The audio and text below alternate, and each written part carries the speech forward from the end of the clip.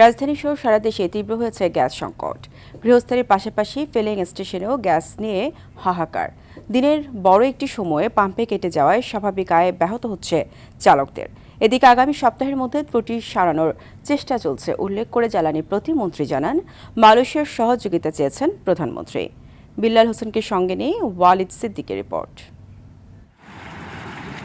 কক্সবাজারের মহেশখালীর ভাসমান এলএনজি টার্মিনালে ত্রুটির কারণে সরবরাহ ব্যাহত হওয়ায় রাজধানী জুড়ে দেখা দিয়েছে সিএনজি সংকট। ফিলিং স্টেশনে গ্যাসের জন্য দীর্ঘ লাইনে অপেক্ষা করতে হচ্ছে যানবাহন চালকদের। দীর্ঘ সময় অপেক্ষার পরও মিলছে না পর্যাপ্ত গ্যাস। অনেক স্টেশনে কোনো গ্যাসই নেই।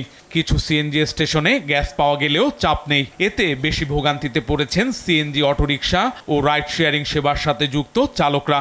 এই যে রাতের 3টায় সিরিয়াল দিছি, এখনো গ্যাস পাই নাই। গ্যাস ঢুকে 50 টাকা 100 টাকার গ্যাস ঢুকে, সারাদিন চালাইতে পারি না।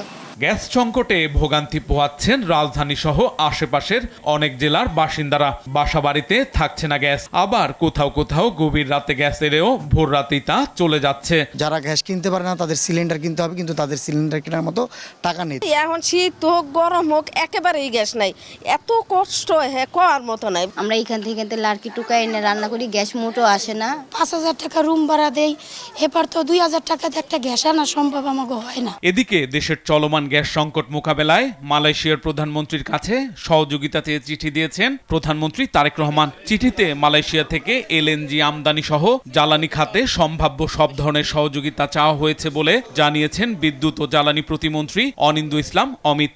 সমস্যার গুরুত্ব অনুভব করে মাননীয় প্রধানমন্ত্রী গতকাল মালয়েশিয়ার প্রধানমন্ত্রী মিস্টার আনোয়ার ইব্রাহিমকে একটি পত্র লেখেন, যেটি আজকে আমাদের মাননীয় শিক্ষা উপদেষ্টা ডক্টর মাহাদি আমিন তিনি মালয়েশিয়াতে হস্তান্তর করেছেন কুয়ালালামপুরে। এ সময় গ্যাস সরবরাহ পুরোপুরি স্বাভাবিক হতে আরও 1 সপ্তাহ লাগতে পারে বলে জানান জ্বালানি প্রতিমন্ত্রী। আমাদের আমদানিকৃত এলএনজি।